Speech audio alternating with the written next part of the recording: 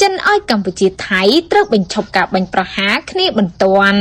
ភារកិច្ចបន្ទាន់គឺត្រូវបញ្ឈប់ការបាញ់ប្រហារគ្នាឲ្យបានឆាប់ចាប់ផ្ដើមសន្ទនាឡើងវិញនិងដោះស្រាយជម្លោះព្រំដែនដោយសន្តិវិធីហើយរីករាយក្នុងការបង្កើតលក្ខខណ្ឌឡើងវិញនិងផ្ដល់វេទិកាសម្រាប់ការសន្ទនានិងកិច្ចចរចារវាងភាគីទាំងពីរទាំងនេះជាខ្លឹមសារដែលឯកអគ្គរដ្ឋទូតចិនប្រចាំកម្ពុជាលោកវ៉ងយិនពីនផ្សព្វផ្សាយឲ្យដឹងក្រោយពេលលោកដេងស៊ីជុនមន្ត្រីបេសកជនពិសេសទទួលបន្ទុកកិច្ចការអាស៊ីនៃក្រសួងការបរទេសចិនបំពេញទស្សនកិច្ចនៅក្នុងប្រទេសកម្ពុជានិងថៃដើម្បីសម្របសម្រួលឲ្យមានការបត់ឈប់បាញ់ក្នុងជម្លោះព្រំដែនកម្ពុជាថៃឯកអគ្គរដ្ឋទូតចិនលើកឡើងថាភាគីចិនគនត្រូលដល់កិច្ចខិតខំប្រឹងប្រែងសម្រាប់សម្រួលរបស់អាស៊ាននិងគនត្រូលទួលនីតិដ៏សំខាន់របស់ក្រមសង្កេតការអាស៊ានក្នុងការឃ្លាំមើលបទឈប់បាញ់រីករាយក្នុងការបង្កើតលក្ខខណ្ឌឡើងវិញនិងផ្ដល់វេទិកាសម្រាប់ការសន្ទនានិងកិច្ចចរចារវាងភាគីទាំងពីរ